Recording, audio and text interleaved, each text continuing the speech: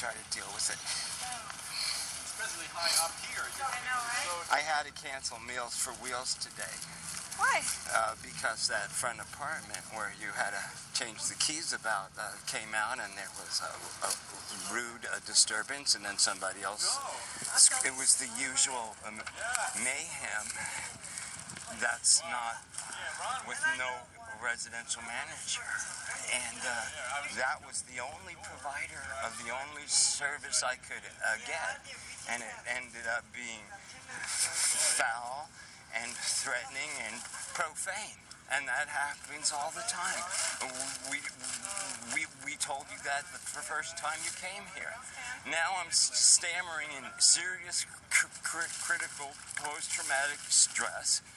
You've seen me go through surgeries and hospitalizations and support you on this porch. I don't doubt that. And instead of dealing with me and respond, yes. But I'm not here to hear your specific complaints. Well, you're the executive director. And I've okay, heard you so out as numerous no, occasions. well, why don't you hear me out right now, face to face, where you can respond talk to you responsibly? face-to-face all the No, what time. you're doing is sending me emails that are referring me to all I your just new met hires. you face-to-face a To month ago. yes, and you directly lied to me about what was going to be happening on this roof, and Point your you finger at me. misrepresented We're gonna what speak to is each other actually occurring.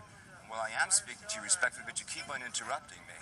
Is there something you want to say before I can collect my thoughts and continue again? Yes, what I wanted to say Yeah. was, you interrupted me, Oh, okay. that I'm actually not here today to hear your individual complaints. So you're basically telling me you're not going to respond or talk to me or deal with any of the violence or the infestation or the toxic mold or the dangers that you're creating in this community.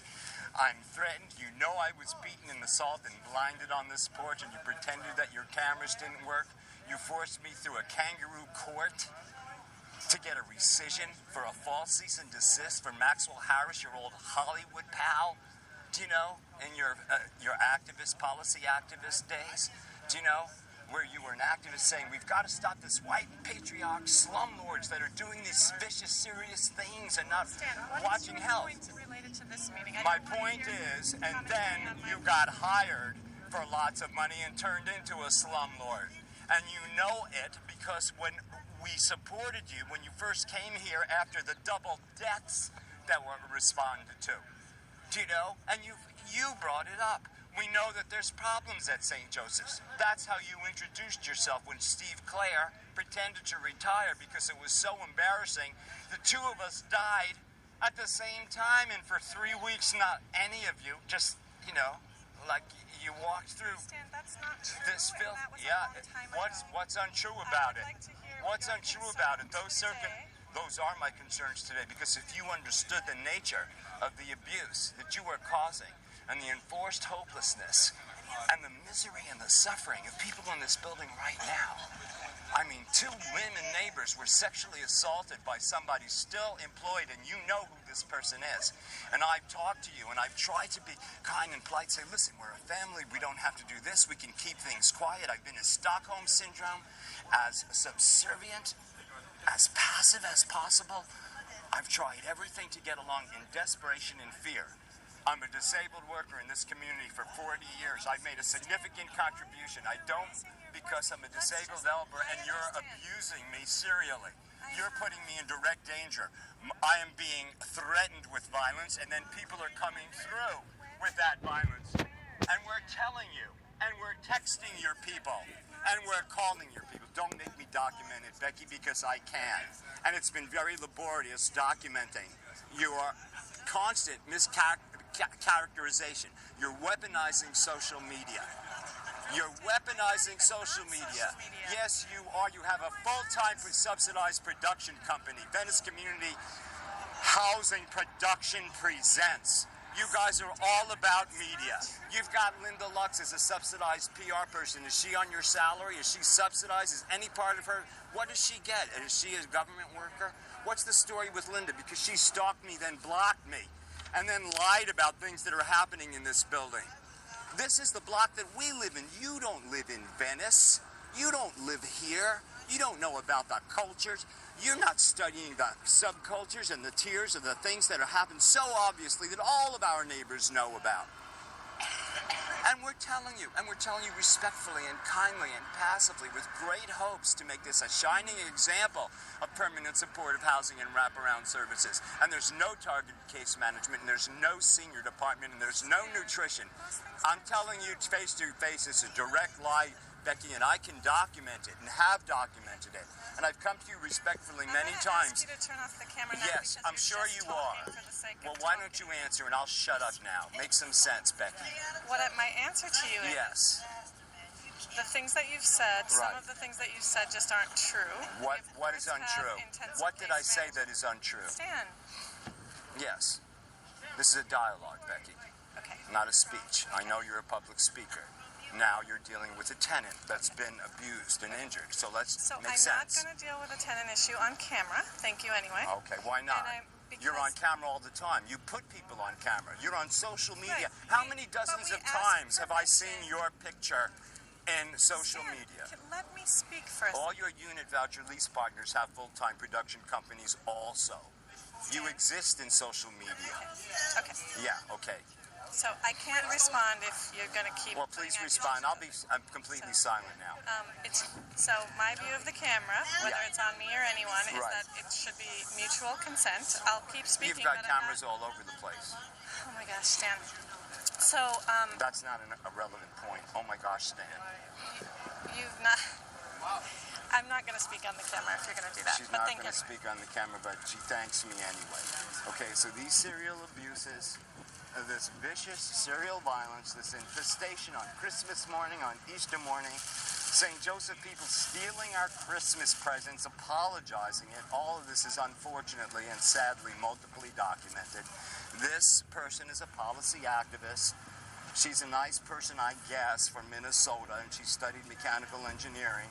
She's got no business hiring hordes of staff for millions of dollars for projects that Steve Clare, her owner, the white patriarch person who owns her, because we'll check out her salary and expenses, we can't get any of that information. That's why the nonprofit transparency laws have got to be changed. Do you know they haven't been tweaked since '04? And it's very necessary. And we've got specific documentation from people in their 80s and 90s who've devoted their entire lives to really being social justice warriors. Not paid fakes. Like Dennison. Maxwell Harris, her buddy, her pal, filed false documents to government agencies after a U.S. veteran tenant was stabbed here. They pretend their cameras don't work. These serial violence and beatings that have destroyed my life. They're throwing themselves apart today. They're throwing themselves apart. There's a Clarence from Maxwell Harris's. There's all the maintenance people. That's Pedro, the guy who put the... let me tell you about Pedro. Let me tell you about the sexual assaulters. What about the sexual assaulters on management? I mean, that really scares me that they have keys. That's all. I mean, some of these people are sexual assaulters and they have keys and they video stalk the women that were assaulted here. You know, and I told you about that, and that was covered up. So that's why when you tell me it's in the past, it's not. Because that's an essential part of, you know, the abuse trauma mechanisms. You relive these things because the situations don't change. You're not being heard and responded to.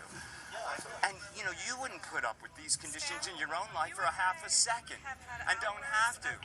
Because we're making you rich. Responded to your concern. No, you haven't. You haven't responded to one of them, just like I now. understand you disagree, but No, it's not a disagreement. It's a documented fact that there are conversation right now sexual assaulters that she knows about and she's putting in public ads. And that's not supposed to make me a little freaky, right? They'll pathologize me.